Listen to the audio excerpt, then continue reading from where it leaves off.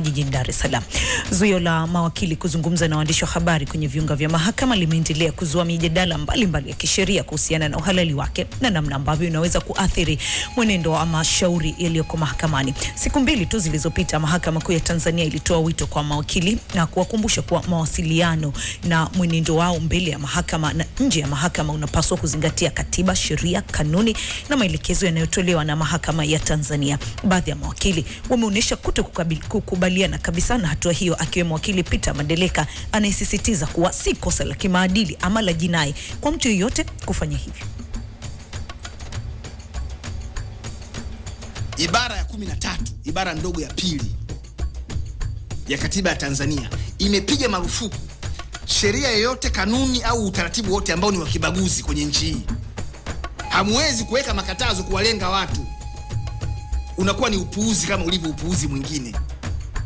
Sheria inapaswa kuwa ni kwa ajili ya wote. Ndiyo maana ibara ya 13, ibara ndogo ya kwanza inasema watu wote ni sawa mbele ya sheria na wana haki, wanastahili kupewa haki sawa mbele ya sheria.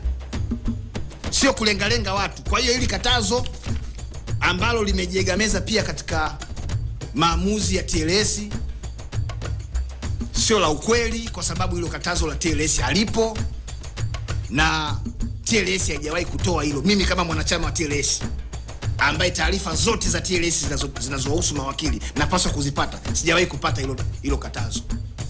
Sijawahi. Halipo, ni uongo. Yani TLS haijawahi kusema hivyo. Haijawahi.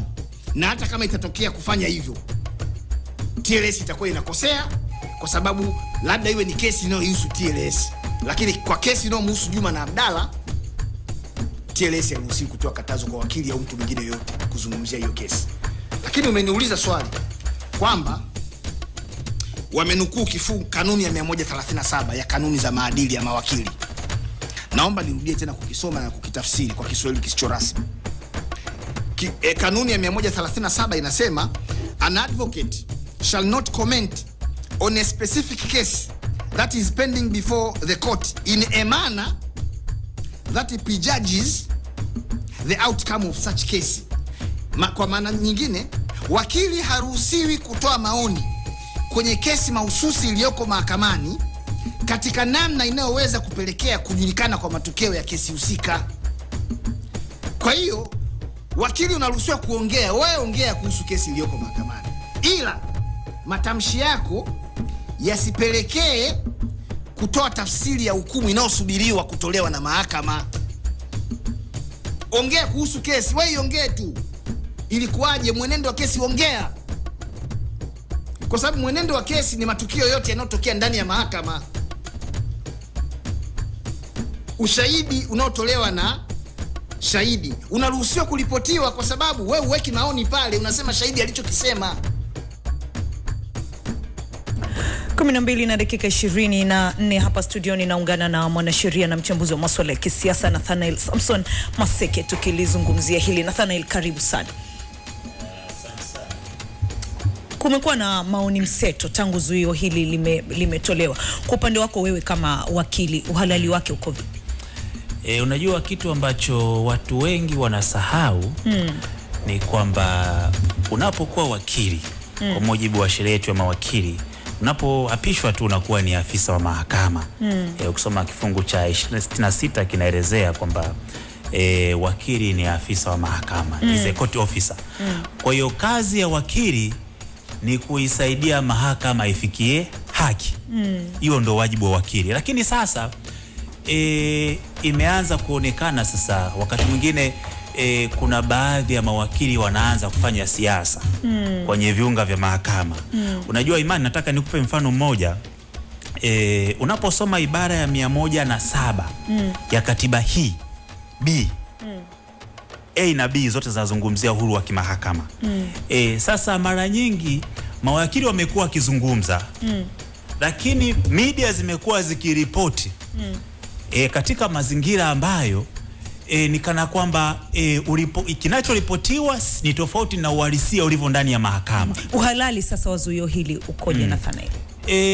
Ni sawa, kwa sababu kama unapokuwa ni afisa wa mahakama, maana yake ni kwamba una majukumu ya kufanya chochote unapokuwa ndani ya viunga vya mahakama. Sasa unafanya chochote ukimaanisha kwa sababu una room ya kuzungumza kama tunavyozungumza hapa Imani.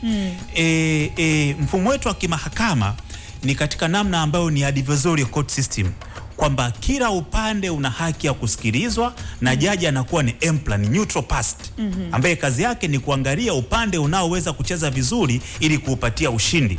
Na tunavyozungumza mawakili wengine wanafahamu kwamba kazi ya wakili ni kuisaidia mahakama kutafuta ushindi. Sasa unagundua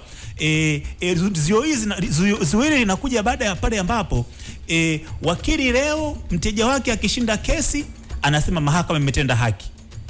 Mteja wake akipoteza kesi anasema mahakama haijatenda haki. Kwa hiyo kumbe haki yeye kwake ni kushinda na sio kupoteza. Kwa hiyo utagundua, kwa hiyo chimbuko la zuio hili Nathanael, unadhani kwamba ni namna ambavyo mawakili wenyewe wanazungumza, wanatumia vibaya majukwaa yao ya vyombo vya habari, wanapitiliza majukumu yao ya kiwakili. Huoni kama kulikuwa labda na ulazima wa kuweka labda sheria ya kuwaongoza ama miongozo ya kwamba ongeeni namna hii na hivi na hivi kuliko kuwazuia kabisa? No, unapokuwa afisa wa mahakama maana yake ni kwamba unafahamu miko yako, nini ufanye nini usifanye. Na Imani naweza nikakwambia hapa, wakili uruhusiwi hata kujitangaza. Wakili uruhusiwi hata kwenda mahakamani kwanza kuambia watu mimi ni bora katika kesi hizi. Uruhusiwi kuzunguka viungo vya mahakama ukitafuta wateja. Na uruhusiwi hata kutoa taarifa zinazohusiana kati ya wewe na mteja.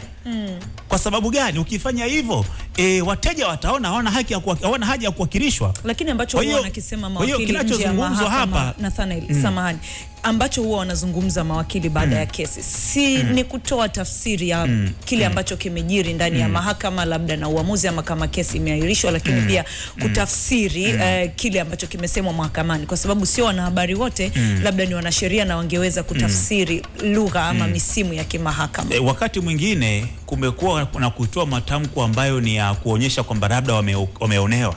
Unajua anasema hapa haikuwa, nimeshuhudia kwa baadhi ya mashauri, yani shauri liko ndani ya mahakama, labda limefikia hatua fulani, mtu tayari anakuja anaanza kutoa kauli ambazo zinaonyesha kwamba huenda sasa hapa wananchi wanaweza wakaona kwamba mahakama inaweza istende haki. Nadhani kimsingi mambo yanayokuwa katika viunga vya mahakama ndani tuyaache. Kwa sababu gani? Kwa sababu wakati mwingine media zinaripoti katika mazingira ambayo haendani na uhalisia. Nataka nipe mfano mmoja wakati tunazungumza hapa. Mwaka 1961 alikamatwa Adolf Eichmann katika makosa mengi 15. Moja wapo walikuwa ni crimes against humanity, makosa dhidi ya ubinadamu. Kulikuwa pia na makosa war crimes, kwa maana makosa ya kivita. Lakini kuna kosa lingine la ajabu sana lilikuwa ni kosa dhidi ya Wayahudi. Sasa sijui kama Wayahudi sio binadamu. Sasa baada ya kufikishwa mahakamani alikamatwa kutoka Argentina, ikabidi wamsafirishe mpaka kwenda Jerusalem, kwa akafunguliwa kesi mashtaka 15. Sasa wakati mahakama zikiendelea na mchakato, vyombo vya habari, wananchi wakaanza hata mawakili wajitokeza kumtetea, Wayahudi wengine wakaanza kusema kwamba haiwezekani mtu kama huyu kuhakikishwa na mahakama. Sasa ikafika hatua mahakama inabidi iangalie media zimeripoti nini, sio tukaonekana hatufai katika jamii. Kwa utagundua kwamba wakati mwingine tunapozungumzia uhuru wa kimahakama, sio mihimili mingine kuingilia mahakama. Hata sisi hata mawakili na pamoja na wanasheria wanaweza kuwa wanaingilia mahakama. Vyombo vya habari pia wanaweza kuwa wanaingilia mahakama. Kwa hiyo uhuru wa mahakama ni kuiacha mahakama ifanye kazi yake without fear or favor. Napenda kusikia hilo. Sasa kama mahakama imeona hivyo, kwa nini isiwakumbushe miongozo tena na tena? Kwa sababu naamini kwamba kila taaluma ina miongozo yake, ina miiko yake na ina miongozo yake ya kimaadili. Kwa nini wasiwakumbushe mawakili kwamba mnatakiwa kufanya hivi na hivi na hivi kuliko kuwazuia kabisa? Nadhani mahakama inajaribu kuchora mstari kwamba kazi ya mawakili ni kumwakilisha mteja, lakini kuisaidia mahakama kufikia haki. Wakili hapaswi kuwa reporter. Yani unapoona, mimi nimeshuhudia baadhi ya maeneo, anayezungumza kwenye viunga vya mahakama ndani ya courtroom ni mwingine, unapokuja nje anayezungumza na umma ni mwingine. Kwa utagundua kwamba kuna mazingira ambayo watu wanafanya siasa. Sasa inafanya wananchi washindwe kuelewa, na media nyingi zinashindwa namna ya kuripoti uhalisia wa mahakama, kwa sababu taarifa za mahakama zinachapishwa katika mifumo rasmi ya kimahakama na zinaweza kuwafikia wananchi hata kupitia mfumo wa tanzili. Nadhani ni muhimu tukaweza kuacha, tukatenganisha majukwaa haya. Tusifanye sasa kukishatokea kesi sasa ni sehemu tena ya kwenda kuzungumza, kwenda kuripoti nini. Nadhani tuache, kwa sababu taarifa hizi, kila hatima ya kesi iwe ni hukumu ama iwe ni uamuzi mdogo, utaona kabisa kwamba umekuwa reported, baada ya siku fulani utakuwa published na watu watausoma. Na unajua kazi ya mahakama ni kuandika, kutoa hukumu, kuweza kusaidia haki patikani. Tukianza kufanya sasa mawakili pia ni sehemu ya kutafuta guilty na kutafuta haki, nadhani ni kuichanganya jamii. Nadhani ni muhimu watu wakaelewa kwamba sheria zimeisha weka benchmark, nini kifuate, nini kifanyike. Nadhani shida ni kwamba na kesi nyingi zinakuwa, kumekuwa na mrundikano wa makesi mengine ambayo yana involve wanasiasa. Kwa hiyo kila mtu anataka kuonyesha uwezo wake wa kudadavua mambo na kuonekana kwamba ni bora kuliko mwingine, na kitu ambacho sheria inakataa, kwa sababu uruhusiwi hata kumsema wakili mwenzako kwamba kuna maadili ya kiwakili, kwamba uwezi ukasema kwamba huyu ni bora, huyu si bora, kwa sababu na uruhusiwi kutafuta wateja wala kujitangaza. Kwa hiyo nadhani labda pengine watu wanaweza kuwa walipitiwa, wakaacha sasa kufanya majukumu, wakaanza kufanya majukumu ya kuripoti. Watu gani? Sasa pengine watu kuna gani? Baadhi ya court officers, unajua court officers, maafisa wa mahakama ndo walipitiwa.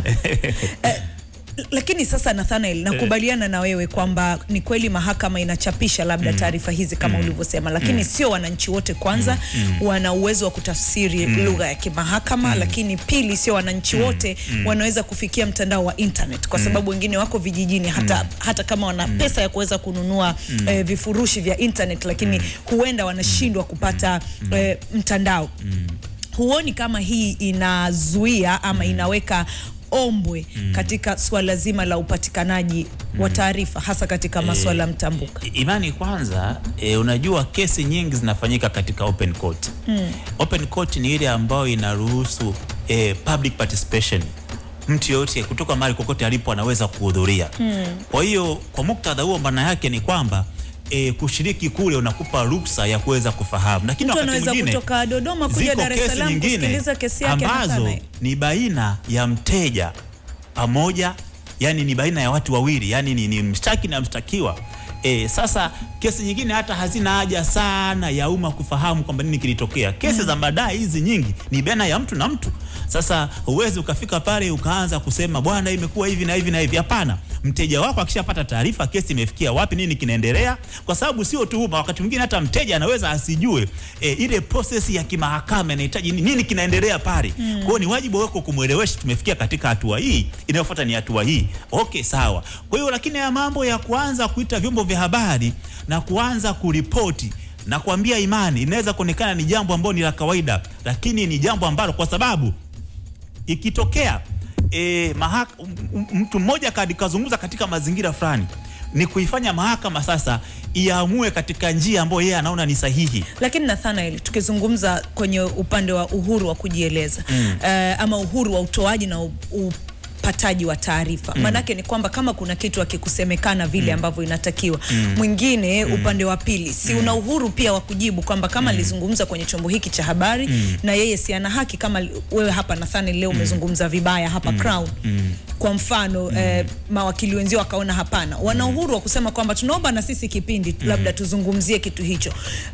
Na ndio hicho ambacho najaribu kusema kuhusiana na zuio hili, kwamba kama mawakili wataongea vibaya, mahakama ipo, labda mwendesha mashtaka mkuu yupo, sifahamu vizuri rank za vyeo, lakini si kuna mtu anaweza kuja kama kutoa ufafanuzi kwamba hii haikuwa hivi, ukweli ni 1 2 3, kuliko kuziondoa kabisa, kuondoa kabisa uwezo wa mawakili kutoa mrejesho wa kesi. Sasa Imani, lazima ufahamu utaratibu wa mahakama sio kama utaratibu wa bunge. Kazi ya bunge ni kuongea, silaha yao kubwa ni mdomo, lakini kazi ya mahakama silaha yao kubwa ni kalamu. Kwa hiyo mahakama, the court works on papers. Kwa Kwa hiyo sasa pengine wewe unaweza ukaongea huku nje, lakini mahakama ikaandika kuclarify na bado isifike katika umma kama ilivyotegemewa. Kwa hiyo nadhani tuache utamaduni ule wa awali wa kwamba mahakama na wadau wanabadilishana nyaraka kupitia document, wanazungumza kupitia kalamu. Lakini vipi kuhusu kesi zenye public interest kama kesi ya Lissu kwa mfano? Hiyo inaruhusu public participation. Ya kuijua. Inaruhusu public participation na inaruhusu public participation, na mahakama ina mfumo hata wa kutumia tehama ili kesi inapoanza inafungua mfumo pia watu maeneo mbalimbali wanaweza kufuatilia. Kwa hiyo nagundua kwamba limeahirishwa ninachokizungumza hapa Imani ni kwamba kesi yote yenye public interest inakuwa ni open court. Nafahamu, na inapokuwa ni open court maana yake ni kila mtu ana ruhusa ya kufika na kusikiliza nini kinaendelea. Kwanza kulikuwa na ile live kesi ya Lissu kwa mfano ilikuwa inapelekwa mubashara, lakini zoezi hilo lilikatwa. Sasa hivi hakuna tena mubashara, lakini unavyosema kwamba ni inaruhusu public participation, maana yake ni kwamba mtu anaweza hawezi labda kupata nauli kutoka Njombe kuja Njombe kusikiliza kesi ya Lissu, na huenda anategemea vyombo vya habari kufahamu kwamba nini kinatokea na nini kinaendelea. Kwenye sintofahamu ama kizungumkuti kama hicho, unadhani inakuwaje? Nimesema Imani, kila hatua ya kesi inapofika sehemu fulani, iwe ni uamuzi mdogo au uamuzi mkubwa, ama kukazia hukumu au hukumu yenyewe, mahakama itaandika mchakato mzima tokea tulipoanza tumefikia hapa, alafu itatoa kwenye umma kwamba sasa labda watu wanachokitaka ni kupata taarifa isiyo rasmi. Kama hivyo labda ndio tunachokizungumza hapa, sawa, lakini kila hatua ya uamuzi wa mahakama, hata uamuzi mdogo, mahakama lazima itatoa official document kwamba taarifa tunayopeleka kwa umma imefikia hapa na hapa. Na mawakili wanazipata, wanasheria wanazipata. Lakini utaratibu huu sasa labda tuangalie namna ya kuwasaidia watu wa kawaida wakazipata hizo taarifa kwamba mahakama imetoa uamuzi mdogo kuhusiana na kesi ya fulani imefikia hapa, na uamuzi mdogo huu hapa, jamani sheni kwa wenzenu. Lakini sasa tunapoanza kutoka kwenye chumba cha mahakama kwa maana ya courtroom, tukafika nje tukaita vyombo vya habari, unaweza kuzungumza kwa miemko ukapitiwa. Imani, umewahi kuona wakili amerusha ngumi? Unaona siku hizi na wakili upasi kubeba hisia za mteja. Wakili unapaswa kuwa mtu unayemwakilisha mteja, kwa sababu sio kazi yake kutafuta hatia kwenye kesi. Ni kazi ya mahakama kutafuta hatia. Kwa hiyo nadhani labda nadhani ni kuweza kuisaidia jamii ili sasa mahakama inapotoa taarifa rasmi iweze kuifikia jamii kwa haraka na wepesi zaidi. Sasa hapo ndio sasa tubuni kwa pamoja, ni Watanzania wote tubuni, sio kazi ya mimi peke yangu, ni kazi ya Watanzania. Sasa tubuni njia rahisi kwamba labda kama watakuwa na wanachapisha katika muktadha ambao ni wa kuwasaidia wananchi kuelewa, nadhani hiyo inaweza ikawa ni rahisi zaidi. Nathaniel, utaratibu huu umekuwepo kwa miaka na mikaka. Kwa nini wauzuie sasa hivi? Sio miaka mingi Imani, naweza mimi nakupa ushahidi hapa. Lakini ni miaka kuanzia miwili ni nyingi. Sivyo? Huu ni utamaduni ulioibuka hapa karibuni tu. Yaani zamani. Okay, kwa nini sasa? Ni juzi tu. Okay, juzi sasa labda ni uhuru ambao, labda ni utaratibu ambao kwanza ni utaratibu wa kigeni. Kwa sababu mawakili na maafisa wa kimahakama hawapaswi kuwa kama wanasiasa. Yani shida ni kwamba unapochanganya sheria na siasa ni lazima ukweli utaondoka. Kwa hiyo ni muhimu tukaacha mawakili wakabaki kuwa mawakili. Kazi yako ni kuvaa joo kwenda kumwakilisha mteja. Kama kuna taarifa za ziada utapokea kwa mteja, utawasiliana na mteja. Na ni wajibu wa mahakama kutoa muktadha mzima kwamba tumefikia hapa. Sasa sisi wana habari na Nathaniel, kama nilivyokuambia hapo, mnaruhusiwa kuingia. Nisikilize, sio wote ni wanasheria na tunakuja pale kufanya kazi yetu. Tungehitaji labda kupata ufafanuzi wa kesi ama summary ya kesi kwa lugha rahisi. Sio sisi tu, hata yule mlaji wa mwisho. Kama mawakili hawaruhusiwi kuzungumza, huoni kama kutakuwa na ombwe la upatikanaji wa taarifa ama mipaka?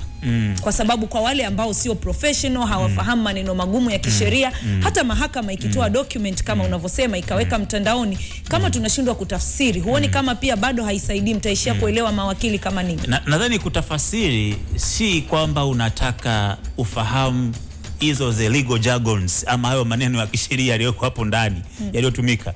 Nadhani la hii mtu wa kawaida anataka afahamu kwamba kimetokea nini. Baada ya hapo mahakama ikaamua nini?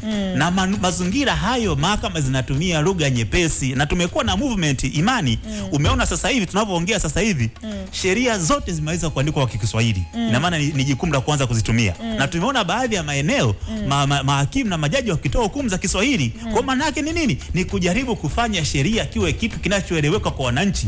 Kiwe sio jambo, sio kitu tu ambacho kinaweza kuwaregulate wananchi na kuwaweza kuwakandamiza. Nathanael, sidhani kama swala ni kutumia Kiswahili peke yake. Naweza nikatumia Kiswahili hata mimi mwanahabari nikatumia Kiswahili hiki lakini kuna maneno ukashindwa kunielewa kwa sababu ni maneno ambayo yako kwenye tasnia yetu mpaka nikufafanulie. Na tunavyotaka kufahamu mwenendo wa kesi sio kwamba tufahamu maneno magumu ya kisheria, lakini kufahamu mwenendo wake na vitu kama hivyo lazima vielezwe pia kwa lugha ambayo imedadavuliwa ama imemeng'enywa kwa lugha rahisi kwamba kila mmoja aweze kufahamu, sivyo? Imani, ndo nasema hivi. Na sio kila Mtanzania anajua kusoma na kuandika. Nasema hivi, yani mahakama yenyewe imekuwa ikisisitiza utumiaji wa plain language. Yani kutumia lugha ambayo ni nyepesi inaweza kuwafikia watu. Na imekuwa ikifanya hivyo baadhi ya kesi. Nathanael, unasema kwamba zuio hili limekuja muda mwafaka? Mimi sijasema limekuja muda mwafaka. Nimesema ni utamaduni ambao umeibuka hivi karibuni. Haukuwepo huko nyuma. Hatukuwahi kuona mawakili kutoka nje na kuita vyombo vya habari wakizungumza. Hiyo haikuwepo. Lakini ni utamaduni ambao umeibuka hivi karibuni. Sasa huenda mahakama imeona kwamba kunakuwa na kuvuka mipaka katika utumiaji wa jukwaa hilo. Sasa mimi naweza nikasema kama nilivyozungumza awali Imani, kwamba tunapozungumzia uhuru wa kimahakama ulio katika ibara ya 107B A na B, maana yake ni kwamba tunaruhusu mahakama zifanye kazi zake bila kuingiliwa kwa namna yote ile. Na kuingiliwa kwenyewe tunapozungumzia watu wasidhani tu ni vyombo vya dola ama ni kuingiliwa pamoja na mihimili mingine. Nimezungumza hapa wakati mwingine hata vyombo vya habari vinaweza kuwa vinaingilia uhuru wa kimahakama, kwa sababu kazi ya vyombo vya habari ni kutoa taarifa kwenye umma. Sasa umma unaweza kupokea mazingira katika ambayo pengine labda mwandishi wakati ananukuu hakuweza amepata taarifa za kutosha. Kwa hiyo mahakama ikija kuamua baadaye inaweza kuonekana haikutenda haki. Kwa hiyo katika mazingira kama hayo, na nikakwambia kwamba nimeshuhudia baadhi ya viongozi, watu wengine wakishapoteza kesi wanasema mahakama haikutenda haki. Wakishinda kesi mahakama imetenda haki. Tunasahau kwamba kazi ya wakili ni kuwa afisa wa mahakama, kuisaidia mahakama iweze kufikia haki. Wewe sio kazi yako kutafuta hatia. Hatia inatafuta ni mahakama. Sasa tunapoanza kuchanganya sheria na siasa kwamba kila wakili atoke nje aite vyombo vya habari aongee aonekane, inakuwa haipendezi, kwa sababu mazingira mengine wa kesi ni siasa. Nathanael, no, umeona mazingira mengine nimekuambia Imani kwamba kunakuwa na kundi la mawakili 5, alafu wakitoka nje anayekuja kuzungumza ni wakili mwingine kabisa, kwa sababu yeye anafahamika sana kwenye jamii. Kwenye line ya simu niko na Madu hapa, hayo si mazingira rafiki kabisa. Madu, habari ya jioni? Nzuri sana, karibu. Asante, nimekuwa nafuatilia mjadala kwa studio na ndugu yangu wakili mwenzangu msomi Nathanael akijaribu kueleza uhalali wa zuio lile. Hata tu kwa fupi niseme kwamba kwanza, kama nakumbuka Imani, mwanzoni zuio hili alikuwa rasmi sana, ilikuwa tu ni la mdomo. Na mimi nilisema kwamba hakuna maandishi ambayo yametolewa rasmi, bali imekuwa ni zuio la mdomo zaidi. Nafikiri mahakama imeona sana kwamba ije rasmi na andiko, na tumeona sasa wametoa rasmi andiko lao la kutoa hiyo tahadhari na kuweka zuio la mawakili kuongea na vyombo vya habari katika viunga vya mahakama. Kwanza nafikiri Imani, ambacho pia nafahamu wanapaswa kufahamu ndugu yangu nafikiri kwamba mahakama haijazuia mawakili kuzungumza na vyombo vya habari. Kilichozuiwa ni kuzungumza kwenye viunga vya mahakama. Lakini wakili anaruhusiwa kabisa Imani, baada ya kesi kuisha, kwenda ofisini kwake, ataita waandishi akiwa ofisini, akafanya briefing ya shauri husika. Hilo halijazuiliwa. Lakini la pili kwamba ambacho mahakama inajaribu kutadhalisha, na ukisoma hiyo kanuni ambayo imenukuu ya 137 inazungumzia kwamba wakili hatatoa maoni kwenye vyombo vya habari kuhusu mwenendo fulani kwa namna ambayo inapendekeza au inatoa maoni wa majibu au hukumu itakuwaje, yani inaenda kuathiri mwenendo wa shauri. Lakini tatu Imani ni kwamba nakubaliana na ndugu yangu Nathanael kwamba kesi hasa za madai na jinai ni kesi kati ya Wadawa na wakili wao. Lakini hata hivyo, kama ikitokea Wadawa wameruhusu kwamba kesi hiyo wakili aipeleke kwenye vyombo vya habari, haitakuwa ni kosa la kimaadili imani, kwa sababu wakili atakuwa amepata ridhaa ya wateja wake. Lakini kama ikitokea wateja hawataki jambo hilo liende kwenye vyombo vya habari na wakili akalazimisha kuzungumzia vyombo vya habari, atakuwa amekiuka miiko na maadili ya wakili. Lakini tatu ni kwamba yapo mashauri ambayo ni ya kibakati imani, ya kibakati. Au mshtaki mtu isipokuwa na mshtaki wa serikali. Labda kuna uvunjifu wa katiba. Kwa ni kesi ambayo ina attract umma wa Tanzania kwa ujumla. Ndugu yangu anasema kwamba ni public, ni open court. Kwamba kila mtu sasa hoja ni kwamba imani ukikuta ukumbi ule unachukua watu 100 au watu 200, hawezi kuchukua Tanzania wote wakaja mahakamani pale wakaja kusikiliza kesi ya katiba. Ukumbi hawezi kutosha. Hata pale bungeni hapatoshi, labda tutachagua wawakilishi wachache kwenda bungeni. Sasa faida ya wananchi wengine ambao hawezi kufika mahakamani kwa sababu ya ukumbi kwa mdogo imani, watasikiza kupitia vyombo vya habari. Yeye mkiripoti kwa lugha ambayo ni rahisi, watajua kwamba leo kimetokea nini bila kuathiri mwenendo wa shauri, lakini pia kwa na maoni ambayo yanaenda kupendekeza uamuzi uweje. Lakini la nne imani ni kwamba uwakili taaluma ina organ za kimaadili. Tunayo kamati ya maadili ya mawakili ya kitaifa na yuko ngazi za mikoa. Lakini pia tunayo kamati ya maadili ya mawakili ya TLS, ipo kitaifa na ipo kwenye kila kanda na kwenye kila mkoa. Kwa hiyo kitokea kuna imani kuna swala ambao wakili mmoja amekiuka maadili ya uwakili, solution sio kuzuia mawakili kuongea na vyombo vya habari mahakamani. Mlalamikaji aende kwenye kamati ya mawakili. Tena imani kamati ile ina adhabu kali sana. Inaweza kumpatia wakili ile onyo, au ikampatia karipio, au ikamsimamisha leseni yake ya wakili kwa kipindi fulani, mwaka mmoja, miaka miwili, miaka mitatu, au ikiona kwamba kwa sababu ilikuwa ni kubwa sana imani, kamati pia ya maadili ya mawakili yeye ina uwezo wa hadi kumuondoa wakili kwenye orodha ya daftari la mawakili maisha, kama kaka atambulika kama wakili. Kwa jambo hili la kinaniza imani la kimaadili, taaluma hii na organ za kimaadili ambazo ziko kwa mujibu wa sheria, na sheria inaelekeza inapotokea wakili mmoja amekengeuka personally hatua gani za kuchukua. Lakini sasa imani kwamba jambo hili imani sio la kijinai. Sasa enforcement yake inavyoelekea ni kwamba inaelekea ila agizo linatekelezwa kijinai. Kama kuongea na mimi imekuwa ni kosa la jinai. Lakini ni kosa la kimaadili. Samani Maduhu, Nathanael yeye anasema kwamba baadhi ya mawakili wamekuwa wakitoka nje ya mahakama na kuleta kama siasa kiasi cha kwamba inaonekana kama na wao pia wanaingilia uhuru wa mahakama. Kesi yake akiwa hajashinda kesi anasema kama haki haijatendeka, lakini kesi akishinda anasema haki imetendeka, na anadhani ndio sababu kuu ya kuja kwa zuio hili. Wewe unaonaje? Hapa imani nimeshaongea hapa mwanzo, sasa nimejibu kesi kwamba zipo organi, tuna vyombo vya wakili ya maadili. Mlalamikaji ambao anaona kwamba kuna wakili anakengeuka imani, hawa ambao anazungumzia ndugu yangu Rafaeli au baadhi, kamati ya maadili ya mawakili ya kitaifa ipo, ambayo mwanasheria mkuu wa serikali anahudhuria, DPP anahudhuria. Anayeongoza kamati ya mawakili ya maadili imani ni jaji wa mahakama kuu. Mlalamikaji aende kula apeleke kama kuna wakili nilimpa kesi yangu, au jaji, lakini pia jaji imani pia na mamlaka kumsummon wakili kwamba jana baada ya kesi kuisha wewe unaona media pale ukaathiri mwenendo. Jaji pia ni mamlaka ya nidhamu kwa mujibu wa sheria ya mwakili. Lakini la pili imani nimesema pia tunayo kamati ya maadili ya TLS. Mlalamikaji ambaye hajaridhika na mwenendo wa mwakili ambaye anasema ndugu yangu au baadhi aandike maandishi ya malalamiko kwenye kamati ya maadili TLS. Sasa okay. 1, 2, 3 anajiuka taratibu. Nathanael, hivi ndio anavyosema Bwana Maduhu, na wewe unaona kwamba kuzuia labda ndio suluhu ambayo nzuri zaidi. Kumbe mna vyombo vyenu vya maadili ambavyo labda ni sahihi, lakini mahakama inajaribu kupunguza madhara yanayoweza kujitokeza kwa sababu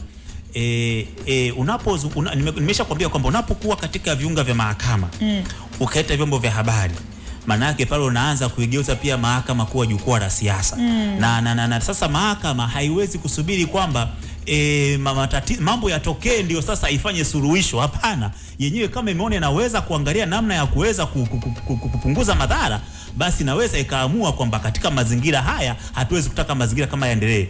Kwa hiyo mimi nadhani mahakama ilichofanya ni kitu sahihi, kwa sababu tukisubiri kwamba mahakama ianze kushughulika na vyombo vya kushughulika na mtu mmoja mmoja ambaye amekeuka, maybe tunafanya kwamba ndio kazi kubwa ya mahakama. Mahakama ina majukumu mengi. Kwa mimi nadhani tukubaliane kwamba hatuwezi tukaruhusu vyombo vya habari na mawakili wakazungumza katika viunga vya mahakama, kwa sababu kuna sehemu kubwa ambayo imeonekana inakuwa na upotoshaji wa hali ya juu sana. Vipi kama wakili akaenda kufanya mahojiano na vyombo vya habari nje ya viunga vya mahakama? Hapo mahakama iko silent. Maana yake ni kwamba imezuia katika viunga vya kimahakama. Lazima tukubali. Madu, una kitu cha kusema? Tumalizie kwamba kwanza ndugu yangu Nasser Imani ni kama pia haeleweki anasamia nini. Mwanzo amesema ni mawakili baadhi. Nikasema kwamba hao mawakili baadhi kamati za maadili zipo wapelekwe huko. Sasa anabadilisha, anasema mahakama haina muda kudini na baadhi. Sasa ndugu yangu Nasser anasamia hoja ipi? Sababu hoja yake ya kwanza ni kwamba kuna mawakili baadhi wanakengeuka, wanafanya siasa mahakamani. Nikasema sawa, tukubali au baadhi wapo. Kamati za maadili za mawakili zipo, wapelekwe. Na batibari kwamba Imani sio kwamba lazima mtu azungumze kesi ishi. Hata akiongea leo Imani, kesho mahakama ikampeleka kwa kamati ya maadili, ina uwezo huo. Sasa kwanza anasema azungumzia baadhi, inasema sawa, nakubali au baadhi wapo, kamati za maadili zipo. Sasa anabadilika, anasema mahakama ya shughuli nyingi haina muda kudili na mtu mmoja mmoja. Sasa ndugu yangu Nasser atakuwa pia au na msao huo. Lakini la mwisho Imani, mimi nasema kwamba nakubali kwamba ni kweli taaluma ya wakili ina miko yake, ina maadili yake. Hatuwezi kuwa na uholela, hiyo nakubali. Lakini Imani, suluhisho la kuzuia uholela sio kuzuia kabisa totally. Ilikuwa ni kwamba tu kuwasiliana kamati za maadili sasa ziwe na meno kama jamani, mtakayemuona yote tunafanya briefing mahakamani, ambayo ile ambayo inakana kukiuka utaratibu mara moja bila kuchelewa, afikishwe kwenye kamati ya mawakili. Na nikwambia Ibani, kamati ina meno kweli kweli. Inaweza kufikia wakili wako, inaweza kusimamisha. Tupo mwaka wa mbele. Imewashika.